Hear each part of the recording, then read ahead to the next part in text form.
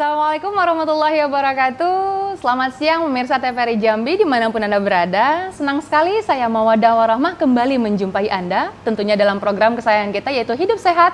Yang mana program acara Hidup Sehat akan menambah wawasan Anda seputar dunia kesehatan. Baik pemirsa, telah hadir pada hari ini narasumber kita yang sangat luar biasa sekali, yaitu Mas Darsyam Wiradi, MC, psikolog. Assalamualaikum Mas. Waalaikumsalam. Ini saya manggilnya Mas Adi ya, boleh ya? Siap, baik. Boleh. Gimana kabarnya hari ini Mas? Alhamdulillah baik sekali. Baik ya Mas ya. Wah, luar biasa sekali pemirsa, telah hadir Mas Adi, yaitu merupakan seorang psikolog.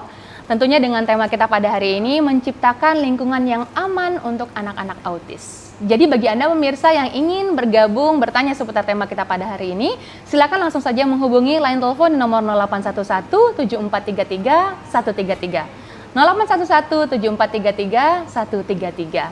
Baik pemirsa, mari sama-sama kita bahas tentang tema kita pada hari ini. Terlebihnya sebelum awal dari segalanya nih Mas, karena kita baru pertama bertemu nih Mas Adi. Boleh selayang pandang tentang Mas Adi, kegiatannya seperti apa dan juga apa saja aktif dalam dunia psikolog pada hari ini. Silakan Mas.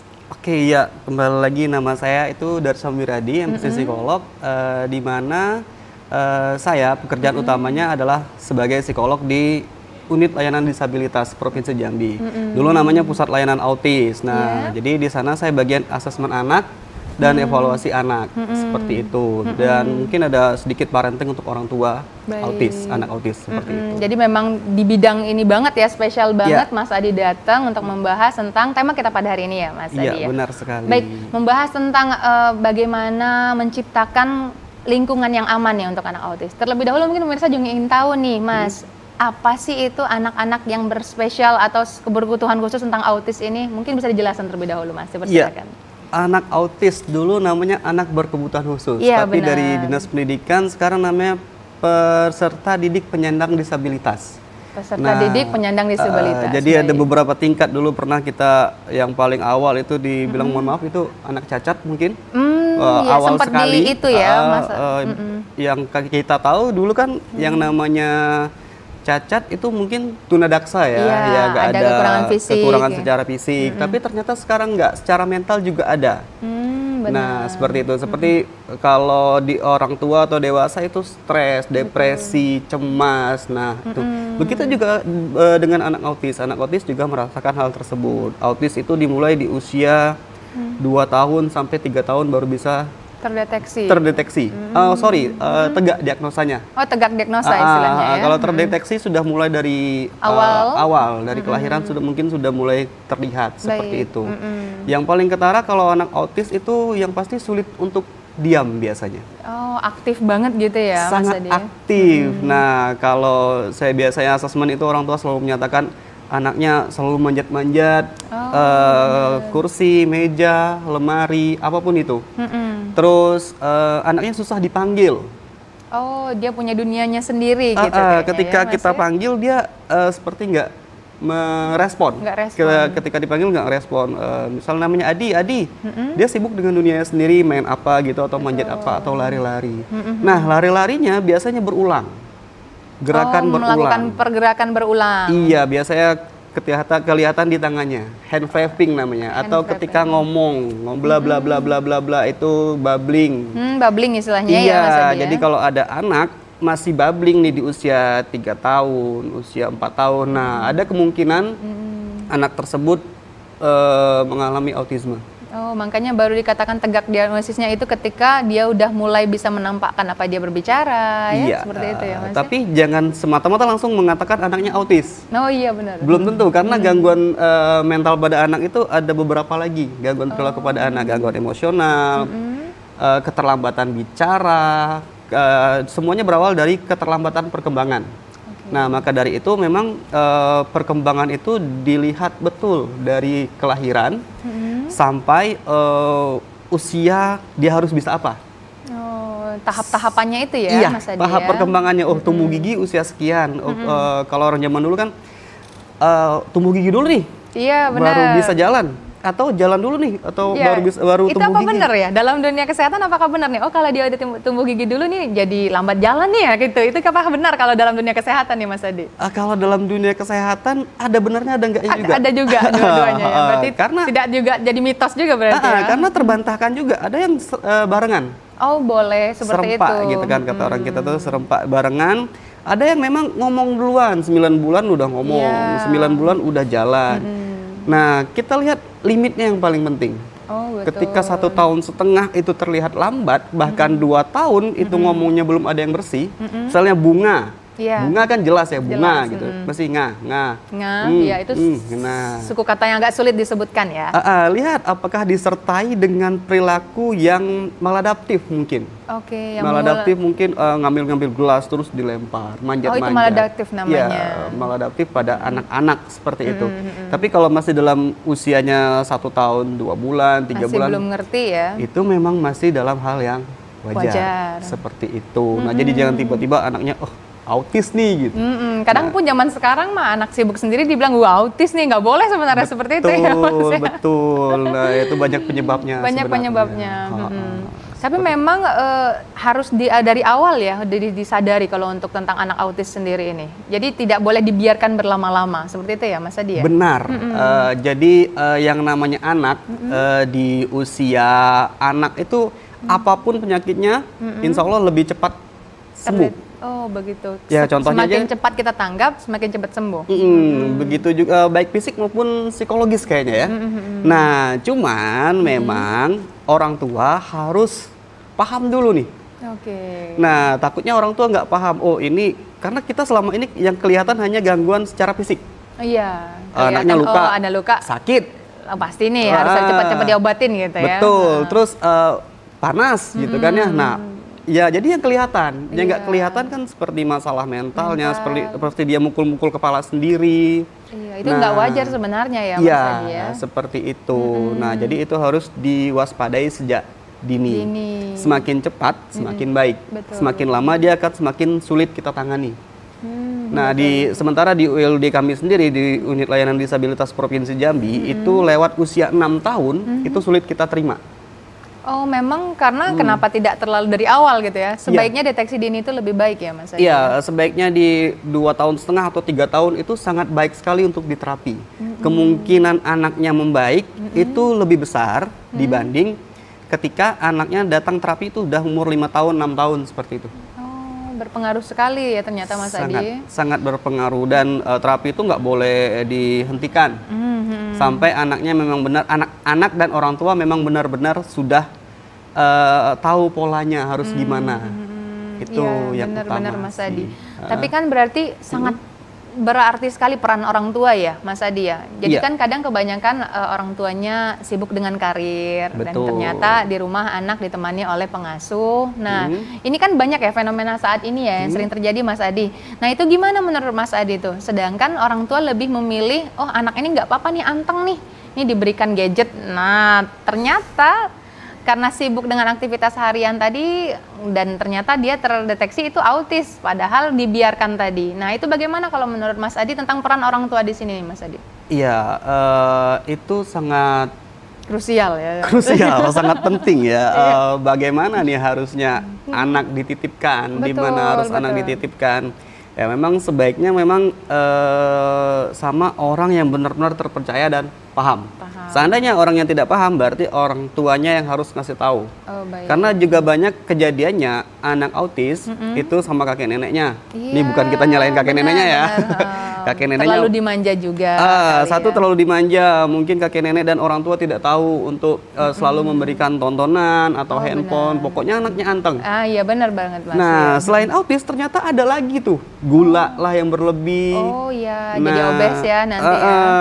Seperti itu. Jadi sebisa mungkin kebutuhan anak sesuai dengan perkembangannya. Betul. Nah, kenapa tidak boleh dikasih gadget atau handphone? Karena handphone nggak bisa ngomong balik. Nah iya benar. Anaknya nanya, ini yang mana, warna ini tadi mana? Dia nggak bisa balas ngomong. Tidak ada komunikasi timbal balik begitu? Iya, jadi anak cenderung menirukan. Ada orang tua yang menyatakan, oh anak saya bisa bahasa Inggris kok. Betul. Ketika kita tanya, dia tidak bisa menjelaskan dengan benar-benar yang sesuai dengan bahasa Inggris tadi seperti itu. Jadi dia cuma tahu oh warna hijau, green gitu kan, merah, red seperti itu. Jadi tertemplate. Iya, template jadinya kayak jawabannya template. Seperti apa dianya, itulah yang ditirunya aja gitu seperti ya. Seperti apa yang dilihat aja. Nah, seperti itu. Orang tuanya sudah sangat yakin sekali anak saya sangat bisa nih bahasa Inggris. Betul. Nah, tapi biasanya anak seperti itu kelihatan nih ada satu kemampuan gitu kan. Oke, nah, menonjol ya. Menonjol. Misalnya dia pandai ngelukis. Nah, di situ ada banyak anak yang pandai ngelukis, pandai menggambar dan lain-lain. Mungkin kita pernah lihat di media sosial ada seorang yang autis itu bisa menggambar penampakan kota secara detail. Oh iya. Nah, tapi ternyata dia lebih spesial ya. Lebih spesial, tapi hanya di bagian itu. Sisanya mungkin activity daily living namanya, aktivitas hariannya itu sedikit kesulitan. Oh, itu akan semua anak autis bisa memiliki hal seperti itu, Mas Adi? Atau belum tentu juga? Belum tentu. Belum tentu juga. Jadi anak-anak itu spesial di bagian-bagian mereka tertentu ya? Iya, seperti itu. Tapi mohon izin Mas Adi, apakah kemungkinan anak autis ini memang salah satu yang disebut dengan ada yang kurang dari sistem otaknya, atau bisa dikatakan mungkin kurang waras gitu, mohon maaf, apakah itu benar atau ternyata beda nih kalau untuk autisme sendiri dengan seseorang yang kurang sesuai dengan pemikirannya nih Mas? Itu seperti apa menurut Mas nih? Ini banyak lah stigma negatif orang-orang di luar sana yang menyatakan bahwa oh anak autis nih, aduh nggak usah ngomong sama dia, nggak akan nyambung. Nah ini gimana nih menurut Mas sebagai psikolog sendiri nih Mas? Kalau dibilang nggak akan nyambung belum tentu ya. Belum tentu ya Mas belum tentu, karena mungkin ada yang lebih pintar daripada kita. Nah iya, saya juga pernah dengar IQ-nya lebih di atas rata-rata ternyata malah. Ada ya, yang IQ-nya superior. Iya. Nah, ada istilahnya kan, ya. Kita itu ada 4 aspek dalam kehidupan ya. Ada intelijensi, sosial, dan emosional. Mungkin secara intelijensi sangat bagus sekali. Sosial dan emosionalnya mungkin minim. Anak autis biasanya itu di kemampuan sosial itu sangat minim. Biasanya karena dia sibuk dengan dunianya sendiri seperti itu.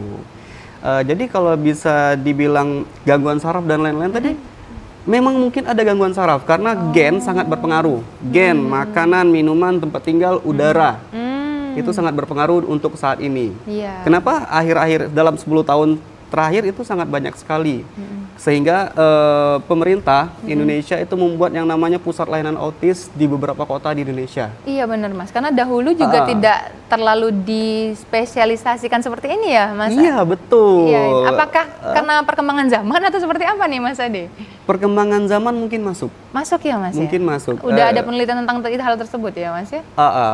Perkembangan zaman mungkin masuk karena memang anak sebelum tahun 2010 itu sangat jarang.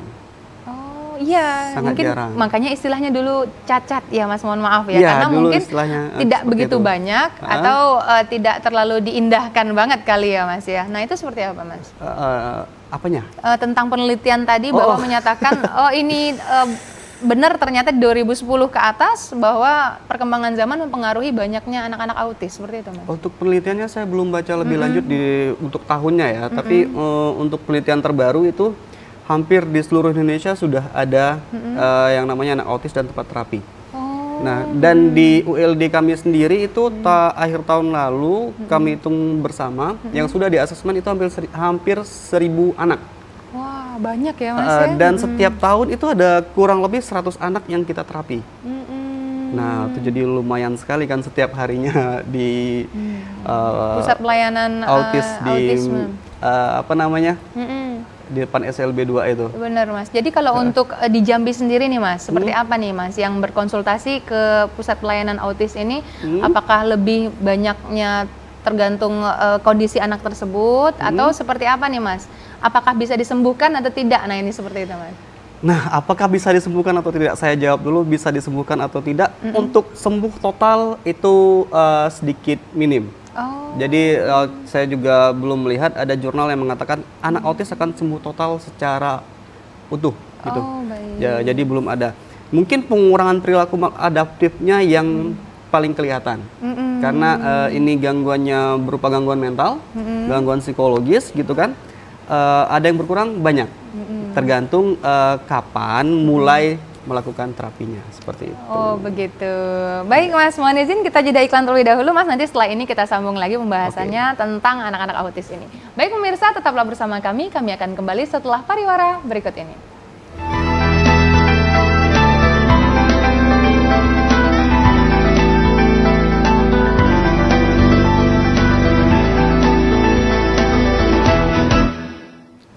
Terima kasih pemirsa, Anda tetap bersama kami dalam program Acara Hidup Sehat. Kami menantikan partisipasi Anda. Bagi Anda yang bertanya seputar tema kita pada hari ini, silakan langsung saja menghubungi kami melalui line telepon di nomor 0811-7433-133. Tentunya masih bersama psikolog kita pada hari ini, yaitu Mas Adi, yang mana beliau telah menjelaskan panjang lebar tadi tentang apa itu anak autis ya, atau anak yang spesial berkebutuhan khusus tadi ya Mas Adi ya. Dan juga Mas Adi sudah menjelaskan seperti apa perubahan-perubahan dari istilah dari autisme ini tadi. Baik Mas Adi, saya ini penasaran nih Mas Adi tentang autisme ini. Sebenarnya adakah penyebabnya seorang anak itu bisa menjadi autis? Apakah itu dari historikalnya atau memang ada penyakit tertentu yang menjadikan seorang anak itu atau seseorang itu memiliki turunan anak autis? Mohon dijelaskan Mas Adi. Nah, penyakit tertentu nih. Nah, kalau dari penyakit tertentu, saya mulai dari penyakit tertentu dulu. Itu ada. Ada ya Mas? Ada mungkin orang tua yang kena rubella itu. Oh iya, virus-virus yang didapatkan ketika sebelum melahirkan. Baik. Iya, kayak rubella itu kan spesifik autis enggak juga, tapi rubella itu kan kenanya ke tunarungu, paru-paru dan lain-lain seperti itu. Dan itu juga bisa menyebabkan autis ternyata seperti itu. Lalu dari beberapa penelitian menyatakan penyebab autis itu yang pertama itu gen, keturunan, lingkungan, tempat tinggal, suhu udara, air dan segala macamnya. Ya itu. Ternyata spesifik sekali ya, suhu, udara, air, dan segala macamnya. Berarti kalau lingkungan hidup kita harus benar-benar terjaga begitu ya Mas? Iya, yang utama di lingkungan tambang biasanya. Berpengaruh? Sangat berpengaruh. Ada satu macam zat di air di lingkungan tambang yang tercemar, itu bisa menyebabkan anak autis. Itu penelitian terbaru. Di tahun 2022. Sampai seintens itu gitu ya, masih bisa menjadikan seseorang anak itu autis. Iya, seperti itu. Makanya memang perlu menjaga banget ya apabila seorang ibu hamil, menjaga kesehatannya, kebersihannya, begitu ya Mas Adi ya. Kesehatan fisik dan mentalnya. Mental juga. Nah, ya kalau ibunya hamil nih kesehatannya, biasanya kehamilannya gimana Bu? Waktu hamil anaknya, pernah stres nggak? Oh pernah, bapaknya pergi kemana pada saat itu misalnya seperti itu. Atau bapaknya atau neneknya atau tetangganya gitu kan yang bikin dia stres berat untuk ibunya. Karena ketika ibunya stres, bayinya juga biasanya ikut nggak baik kondisinya seperti berpengaruh itu. Besar berpengaruh ya, makanya ibu hamil itu harus diperhatikan dengan baik. Nah mungkin di Jambi belum ya untuk konseling ibu hamil. Nah kayaknya belum dengar saya nih Mas. Konseling padahal ibu hamil penting kayaknya ya Mas. Penting. Konseling ibu hamil siapa yang datang? Suaminya. Nah, yang datang suaminya dan istri. Istri harus didampingi lah harus begitu ya. Didampingi. Ini nanti kelahirannya mau gimana, bapak kerjanya apa, ibu kerjanya bagaimana, seperti menyiapkan diri dengan lebih dini dan lebih baik begitu ya. Iya, seperti itu. Jadi anaknya bisa terkondisikan lebih baik lagi seperti itu. Benar. Ataupun bapaknya mungkin harus dinas di luar. Nah, itu juga harus diantisipasi oleh ibu, mertua, keluarga terdekat. Seperti itu. Nah, sejauh itu kita mencari sebab dari anak autis. Nah, anaknya direncanakan nggak nih Bu? Betul. Wah, waktu pertama datang asesmen, kita tanya nih, anaknya direncanakan nggak awalnya gitu? Ada anak yang sangat direncanakan, ada yang tidak direncanakan gitu. Sampai di program begitu ya Mas Adi? Sampai di program, sampai pokoknya ibunya nggak boleh ngapa-ngapain. Sama suaminya mungkin, sama orang tuanya mungkin, ibunya mungkin menjadi stres segala macamnya. Itulah yang menyebabkan anaknya menjadi adanya gangguan secara mungkin secara fisik anak autis itu utuh semua. Iya, kayak dilihat ya kayak biasa aja nggak apa-apa. Kalau kita lihat anaknya biasa aja nih, ganteng ada yang cantik-cantik juga ada tuh. Nah, cuman secara perilakunya itu kurang baik seperti itu. Perilakunya maladaptif seperti itu gitu. Adaptif ya. Iya. Atau mungkin ada juga autis yang satu wajah ini nih Mas. Itu seperti apa perbedaannya nih Mas? Itu berbeda dengan autis. Oh beda, bukan autis itu ya Mas? Itu namanya Down syndrome. Down syndrome. 1000 wajah. Nah, itu jadi anak autis tidak bakalan jadi wajah yang sama seperti itu ya Mas ya? Beda. Nah, ini juga informasi untuk Bapak Ibu dan teman-teman semua. Autis dan Down syndrome itu berbeda. Jauh berbedanya. Jauh berbeda. Kalau Down syndrome itu kan sindromnya jadi down. Jadi beberapa aspeknya dilemahkan. Melemah ya. Melemah. Sehingga pembentukan wajahnya jadi sama begitu ya Mas? Biasanya tapi anak Down syndrome sosialnya masih cukup baik. Oh malah gitu ya Mas ya, ternyata anak Down syndrome masih mau dia bersosialisasi. Kalau anak autis kan nggak terlalu. Memang kondisi intelijensinya kalau anak Down syndrome jarang yang berada di taraf rata-rata. Kebanyakan di bawah rata-rata. Pasti. Dia tidak bisa seperti anak autis yang memang ada keunggulan di satu sisi tadi. Kalau anak autis ada yang IQ-nya bagus sekali, tapi dia nanya terus gitu. Nah, itu kan perilaku maladaptifnya nanti. Ada yang mungkin sambil lari-lari, sambil apa gitu. Betul, begitu ternyata ya Mas ya. Jadi saya menarik tentang gen tadi nih Mas. Berarti ada kemungkinan kalau penyebab dari autis ini sendiri ketika adanya perkawinan yang tadi sudah dijelaskan tadi Mas, bahwa misal nih dalam satu suku atau dalam satu keluarga itu besar kemungkinan anaknya akan autis, begitu ya Mas? Besar kemungkinan karena di tempat kami ada satu daerah, itu memang daerah tersebut anaknya banyak yang autis. Penyebabnya karena tadi menikah satu keluarga. Mungkin sepupu sama sepupunya gitu kan. Atau dianggapnya sepupu jauh, ternyata nggak jauh-jauh aman. Ternyata mungkin masih satu gen, begitu istilahnya. Mungkin masih satu gen. Nah, karena itulah kita kan tidak boleh menikah sama saudara sendiri, apalagi saudara kandung gitu kan. Itu alasan, ternyata dalam dunia kesehatan alasannya sangat seperti itu. Sangat berpengaruh. Sangat berpengaruh untuk keturunan. Gitu. Baik, menarik pembahasannya nih Mas. Nah, tadi kita sudah bahas tentang seperti apa anak autis itu sendiri. Nah, sekarang sesuai dengan tema kita nih, seperti apa nih cara kita untuk menciptakan lingkungan yang nyaman nih untuk anak-anak autis ini sendiri. Karena kan yang kita tahu tiba-tiba mereka tantrum sendiri, tiba-tiba mereka punya dunia lain yang kita pun nggak bisa ngajak dia ngobrol. Nah, ini tentu tema ini sangat menarik nih buat pemirsa mungkin yang menghadapi hal tersebut nih, Mas Adi. Bisa diceritakan dan dijelaskan bagaimana para orang tua ini nih agar bisa menciptakan lingkungan yang nyaman tersebut nih, Mas Adi. Silakan Mas. Ya, lingkungan yang nyaman pastinya yang terutama nih, yang paling sederhana mungkin lingkungan rumah kita terlebih dahulu. Kalau belum ada pagar, mungkin rumahnya segera ditutup ketika anaknya mungkin ada jam-jam tantrumnya. Baik, Mas. Aduh, agak belibet ya. Jam tantrumnya seperti itu gitu kan. Jadi anak itu ada waktu-waktu tertentu kapan dia tantrum, ada siklusnya ya Mas ya. Jadi orang tua harus perhatiannya lebih ekstra tentang hal tersebut. Iya, lebih ekstra. Yang pertama mungkin pagar. Pastikan terkunci atau rumahnya mungkin yang ada trali pastikan tertutup. Ketika anaknya sedang aktif. Seperti itu.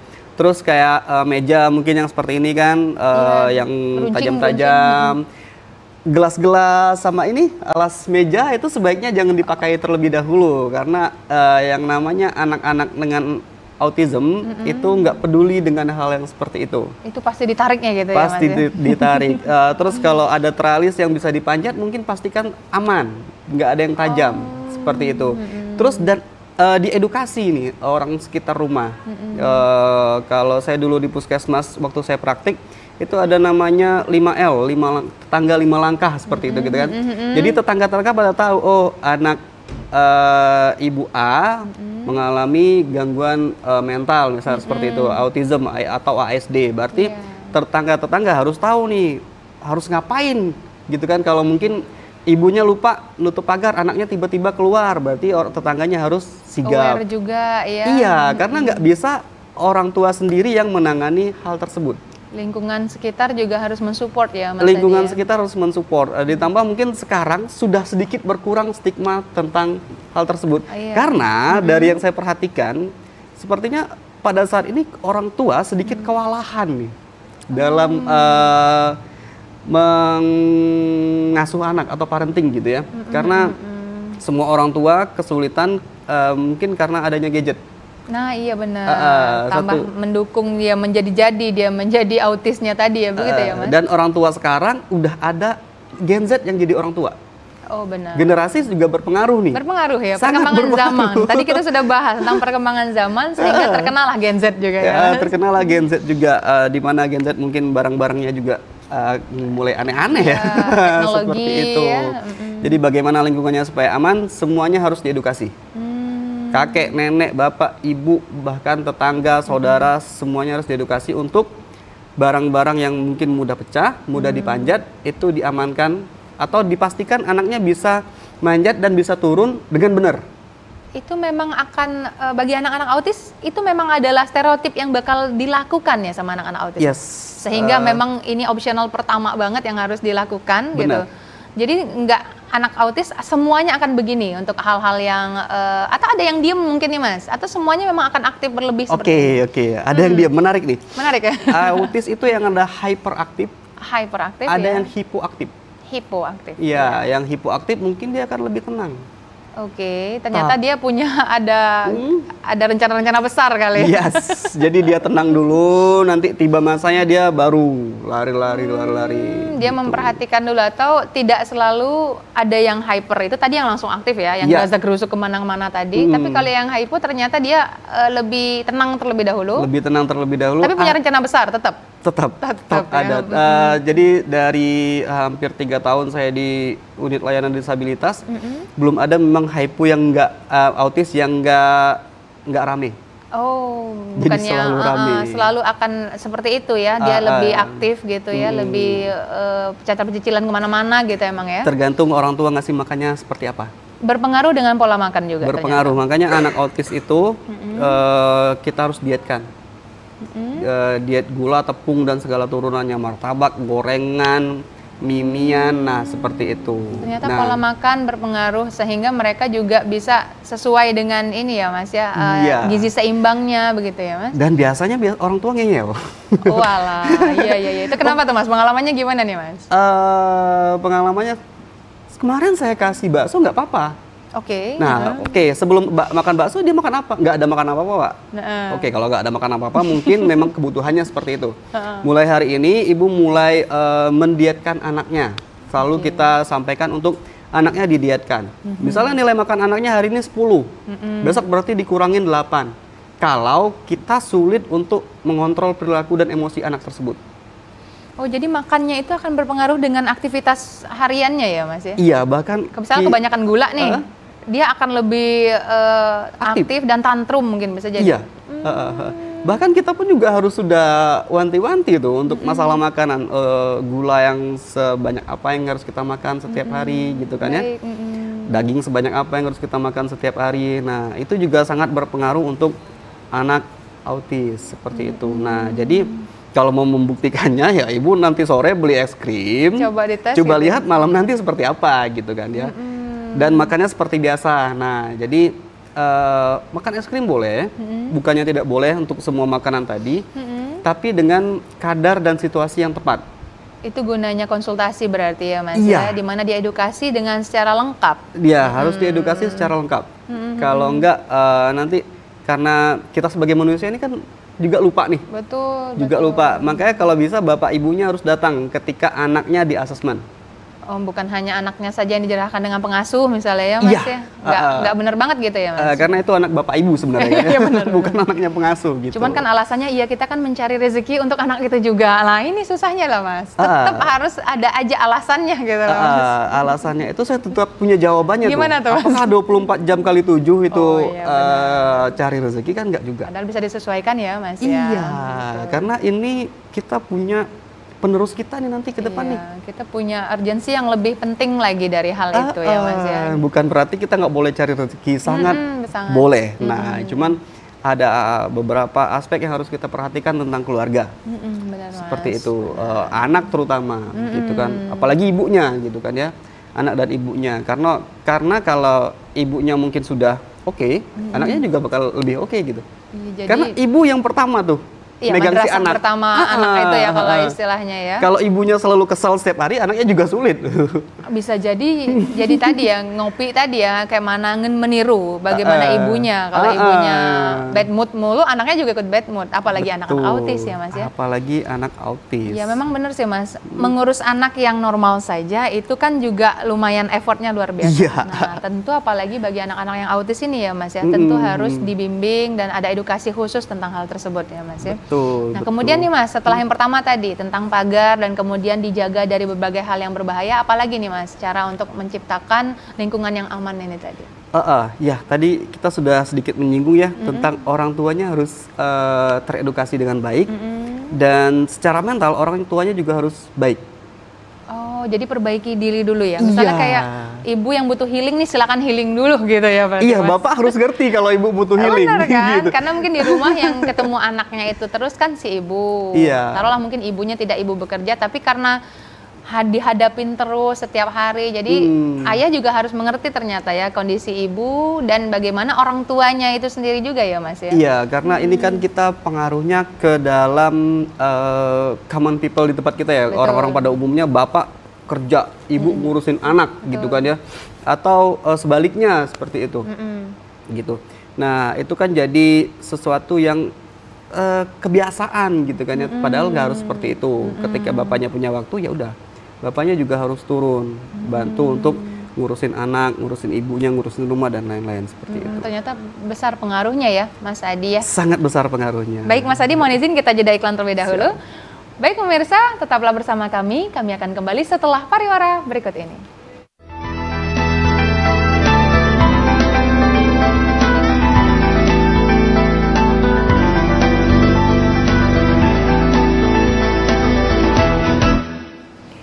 Terima kasih pemirsa, Anda tetap bersama kami dalam program Acara Hidup Sehat, tentunya masih dengan narasumber kita yaitu psikolog Mas Adi yang merupakan di mana tadi Mas tempat yang memang pusat disabilitas ya, tempat konsultasi unit layanan disabilitas. Unit layanan disabilitas. Jadi bagi pemirsa yang ingin konsultasi itu bisa langsung sama Mas Adi. Sebenarnya juga di program Hidup Sehat ini bisa loh Mas Adi. Mungkin pemirsa ada yang ingin bertanya seputar autisme, boleh langsung menghubungi kami melalui line telepon di nomor 0811 7433 133. Baik, Mas Adi, tadi kita sudah membahas panjang lebar tentang bagaimana menciptakan lingkungan yang aman untuk anak-anak autis. Tadi juga telah Mas sampaikan bahwa harus pengamanan yang luar biasa ekstra, kemudian pagar atau hal-hal yang membahayakan anak autis sendiri harus kita jaga. Nah, kemudian juga selanjutnya edukasi orang tua yang bagaimana supaya mereka lebih teredukasi ya Mas ya tentang anak-anak autis itu sendiri dan seperti apa menghadapinya. Nah, yang menarik sekarang nih Mas, kalau untuk pasien yang konsultasi ke Mas Adi sendiri ini seperti apa nih Mas? Apakah pengalamannya bisa di-share yang memang konsultasi dari dini? Apakah dia bisa dibantu atau bisa lebih membaik autisnya? Dan juga seperti apa kalau pasien yang konsultasinya setelah sudah jauh nih Mas, ternyata sudah lumayan lama gitu dibiarkan. Nah, bisa mungkin jadi perbandingan dan juga jadi pemirsa agar jadi pengetahuan nih. Bagi pemirsa mungkin yang lah biasa itu. Nah, ini kan sering banget ya. Biasa itu biarin aja nggak apa-apa. Nah, mungkin bisa Mas Adi kasih pencerahan nih tentang hal urgensinya dari seseorang yang harus konsultasi apabila memiliki anak autis. Persilakan Mas Adi. Iya, kebanyakan yang terjadi seperti itu. Ini nggak apa-apa nanti bisa sendiri gitu kan. Iya benar. Ada yang jalannya udah 3 tahun, 4 tahun baru jalan gitu kan ya. Sejauh ini yang prognosisnya membaik itu ketika anak datang di usia 2,5 tahun sampai 3 tahun. Dini ya Mas? Iya, sangat dini sekali. Jadi itu sangat cepat untuk kita tanggulangi seperti itu. Dengan syarat orang tuanya memang rutin mengajak terapi anaknya. Baik.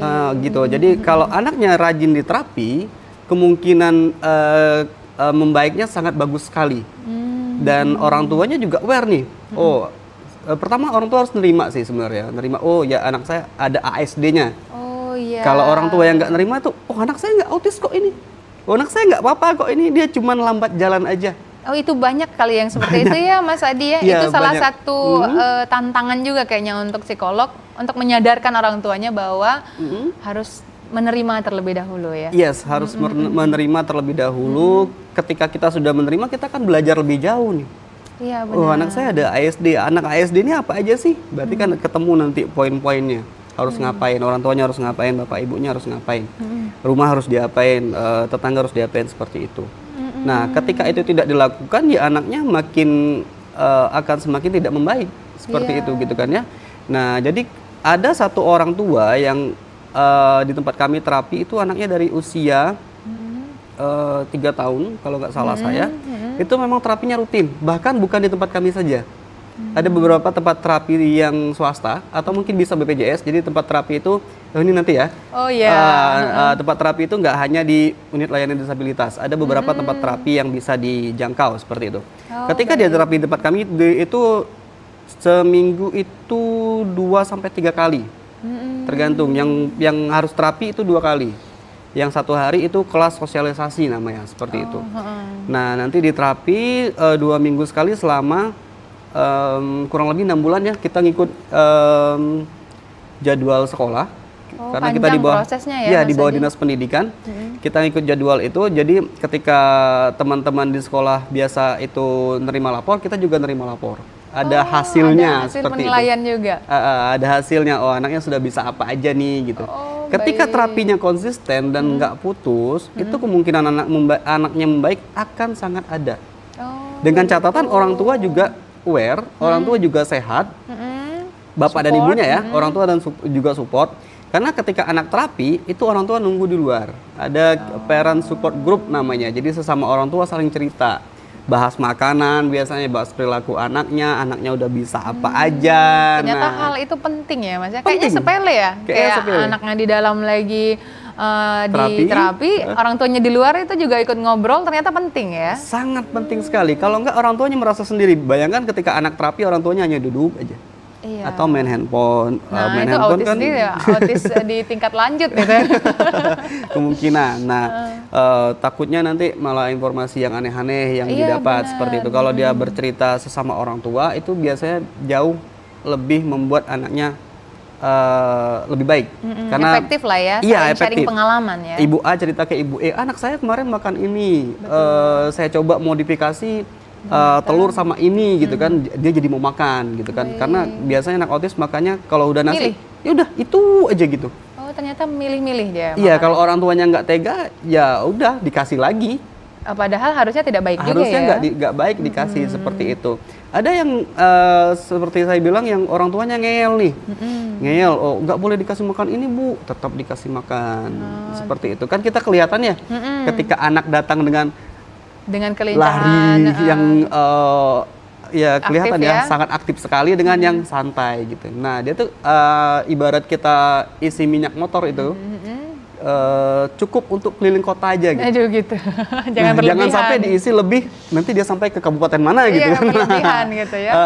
Seperti itu. Nah jadi pengalamannya setelah saya telusuri, karena saya ketemu semua orang tua anak terapi di unit layanan disabilitas tersebut, gitu kan ya. Jadi kurang lebih sedikit banyaknya saya tahu anaknya udah dikasih apa aja sama orang tuanya, anaknya udah diterapi di mana aja, itu saya tanyakan. Udah ke dokter mana aja? Oh, historinya ya? Iya, histori itu sangat penting untuk dia ke depannya.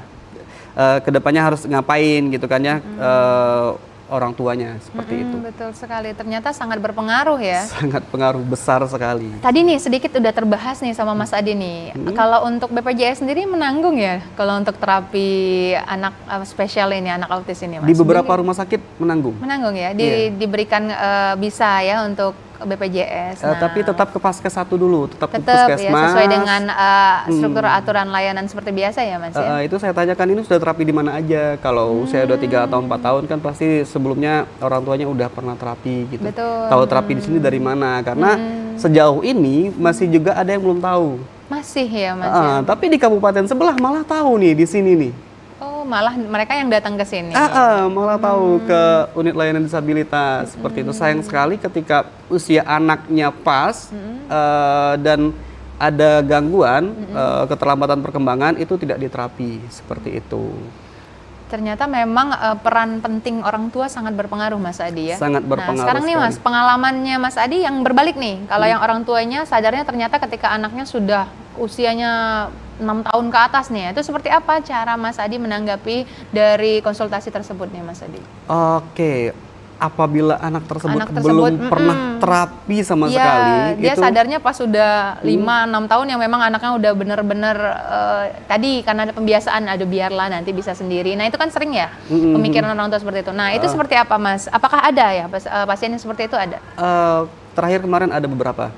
Selain pemikiran yang seperti itu, mungkin permasalahan di keluarga juga itu juga jadi berpengaruh. Tadi yang tidak menerima tadi bisa jadi ya Mas ya? Bisa jadi dia tidak menerima, bisa jadi kehidupannya selalu berpindah-pindah seperti itu. Berpengaruh ya Mas ya? Jadi itu akan saya diskusikan dulu ke wakil yang ada di unit layanan disabilitas, pusat layanan autis tersebut, bisa diterima atau enggak gitu. Nah jadi setelah kita kondisikan, seandainya bisa, memang seandainya ini anak nggak pernah sama sekali tersentuh profesional seperti itu gitu kan, akan kita terima. Tapi kenyataannya nggak berapa bulan anaknya juga nggak datang lagi sama orang tuanya seperti itu. Walaupun kita udah edukasi untuk masalah makanan, masalah perilakunya, bagaimana bapak ibu di rumah, ya paling bertahan sebulan 2 bulan terapi, udah tuh nggak balik lagi. Karena memang agak sulit untuk agak sulit dengan usianya yang 6 ya? tahun gitu. Berarti dia akan permanen, jadi seperti itulah, hanya tinggal keberterimaan orang tuanya saja dengan anak tersebut. Kemungkinan permanennya ada, kemungkinan membaiknya juga ada ketika diarahkan. Karena kalau dia sendiri nggak bisa, nggak akan tidak terarah gitu. Jadi kemana-mana nanti masalahnya seperti itu. Jadi step-step dari anak terapi ini sebenarnya lebih kita bawa sosialisasi begitu ya Mas ya? Iya, sosialisasi. Kemudian pola makan tadi. Bermain, injak pasir. Oh itu berpengaruh? Ya karena ada anak autis tuh biasanya. Iya agak jinjit gitu ya. Itu memang bener ya Mas? Karena dia takut kali atau seperti apa nih Mas? Apa yang mereka rasakan, kenapa kok mereka jadi tidak begitu menerima lingkungan sekitarnya nih Mas? Stimulasi biasanya. Telapak tangan, telapak kaki terus distimulasi. Kalau anak bayi nggak distimulasi, kemungkinan jalannya akan terlambat. Karena dia agak mengkhawatirkan dirinya ketika menginjak. Gamang gitu ya, gamang iya, suka. Gamang itu apa ya? Lebih kayak banyak takutnya gitu. Iya, ya, banyak Mas, takutnya. Kalau bahasa Indonesianya gamang. Banyak takutnya. Bahasa daerahnya gamang. Gamang, bahasa daerahnya gamang. Ngeri-ngeri deh. Iya, ngeri-ngeri. Jadi harus dibawa ke pasir, dibawa jalan sama bapak sama ibunya gitu kan. Nah makanya jalan-jalan tuh memang perlu juga gitu. Jadi perlu ada pendekatan juga ya Mas ya? Iya. Bukan berarti hanya anak itu dibiarkan sendiri gitu ya Mas? Iya betul, nggak bisa anak tiba-tiba lahir udah besar sendiri, nggak ada. Nggak ada cerita sih Mas. Nggak ada, mau normal kah, mau nggak normal seperti itu, nggak ada cerita. Jadi tetap harus diawasi sebaik mungkin. Sampai dia benar-benar mandiri. Yang terutama dikejar itu activity daily living-nya dulu. Nah jadi Bapak Ibu mungkin yang ada anaknya mengalami autism, jangan muluk-muluk untuk dia bisa apa dulu. Pokoknya dia bisa ke kamar mandi sendiri dulu, ambil makan sendiri dulu, tahu nama bapak ibunya, tahu nama dirinya sendiri, itu sudah pencapaian yang luar biasa. Sudah pencapaian yang luar biasa. Kalau seandainya dia ada kepintaran khusus itu sudah jadi bonus. Oh, udah jadi tambahan ya. Iya. Merupakan sebuah pencapaian yang harus kita bina banget gitu ya, Mas. Iya, dijaga betul. banget. Apalagi ternyata kan Mas juga ada bilang mereka ada menonjol nih di suatu tempat, misalnya kan ada di suatu kemampuan gitu. Berarti itu harus disupport terus ya Mas? Harus disupport terus, harus kita sediakan apa yang dia butuhkan untuk hal tersebut. Tapi jangan juga makanya kita kasih lebihin lagi gitu kan, ya nanti dia malah perilaku maladaptifnya muncul lagi seperti itu. Jadi jangan juga dipaksakan banget. Jangan gitu, dipaksakan banget. Nah sekarang ingin saya tanyakan nih Mas, ada kemungkinan nggak anak normal bisa jadi autis? Karena kan nih karena gadget sekarang nih lebih mendekati misalnya kayak anak-anak terlalu sibuk dengan gadgetnya, dia dipanggil sampai nggak nengok atau dia slow respon tadi Mas. Nah kalau dalam dunia kesehatan sendiri ada nggak sih kemungkinan anak yang sebenarnya normal, yang sebenarnya dia bisa cepet menangkap segala sesuatu, cuman karena heboh sama gadgetnya sendiri dan dia jadinya apakah kemungkinan bisa jadi autis atau tidak nih Mas? Seperti apa nih menurut dari psikolog sendiri memperhatikan hal tersebut? Kalau kemungkinan jadi autis saya belum ketemu. Iya. Tapi kalau mungkin gangguan mental emosional yang lain ada. Oh, gangguan mental emosional. Jadi kayak sosialisasinya berkurang. Sosialisasi berkurang, anaknya jadi pemarah, jadi mudah lupa. Tantrum ya? Iya, seperti itu. Karena tantrum itu bagian dari autis ya? Iya, tapi bukan berarti jadi autis. Belum tentu anak tantrum itu autis. Seperti itu. Jadi kalau dari anak normal jadi autis saya belum pernah ketemu yang tiba-tiba anaknya autis gitu kan ya. Tapi kalau speech delay mungkin ada. Anaknya terlambat bicara karena dia gadgetan terus. Karena orang tuanya pun mengakui dari usia berapa dikasih gadget, Bu? Usia 6 bulan, Pak. Kalau enggak mau makan. Ternyata memang itu nggak baik ya. Karena orang tuanya sendiri nih ngasih pola yang makan harus ada handphone. Gadget, kalau nggak ada handphone nggak makan. Berapa jam ibu coba nggak ada handphone? Paling 2-3 menit. Aduh. Daripada dia nggak makan, Pak. Daripada dia tantrum gitu ya, Mas daripada Adi. Dia nggak makan seperti itu, gitu. Baik, Mas Adi, mohon izin kita jeda iklan terlebih dahulu, Mas Adi. Baik, pemirsa, tetaplah bersama kami. Kami akan kembali setelah pariwara berikut ini.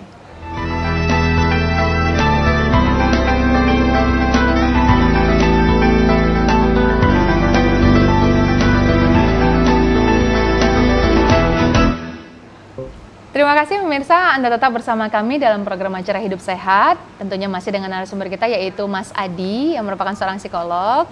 Baik Mas Adi, tadi kita sudah membahas panjang lebar tentang apa itu autisme dan seperti apa menciptakan lingkungan yang nyaman. Nah, tampaknya Mas Adi mohon izin kita sudah berada di penghujung acara nih Mas Adi. Jadi nggak terasa nih, padahal udah 1 jam lah kita ngobrol Mas Adi.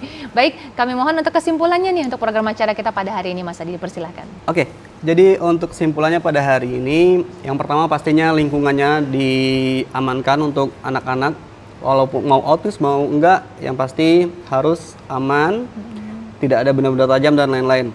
Dan pastikan ketika Bapak, Ibu, teman-teman, saudara semua melihat indikasi seorang anak yang mungkin ada kemungkinan autismnya atau ada kemungkinan kebutuhan khususnya, cepat hubungi profesional. Dan juga mungkin Bapak, Ibu, orang tua, teman-teman semua juga harus sama-sama kita belajar untuk mengurangi adanya anak autis di lingkungan kita seperti itu. Kalaupun ada, kita juga harus membantu orang tuanya maupun anaknya seperti itu. Itu saja sih. Terus terapinya jangan bosan-bosan untuk terapi, jangan bosan-bosan untuk mendietkan anak maupun Bapak Ibunya juga mungkin butuh diet seperti itu. Untuk kehidupan anak-anak yang lebih baik lagi. Seperti itu. Mungkin itu saja. Baik Mas Adi, tentunya sesuai dengan program acara kita ya, Mas Adi tetap hidup sehat, tetap jaga pola hidup yang baik supaya bisa menjaga kesehatan, tetap stamina-nya tetap baik ya Mas Adi ya. Baik Mas Adi, terima kasih telah hadir di TVRI Jambi pada hari ini. Demikian pemirsa program acara Hidup Sehat pada hari ini. Saya Maudah Waromah beserta seluruh kru yang bertugas pamit dari hadapan Anda. Terima kasih. Assalamualaikum warahmatullahi wabarakatuh. Waalaikumsalam.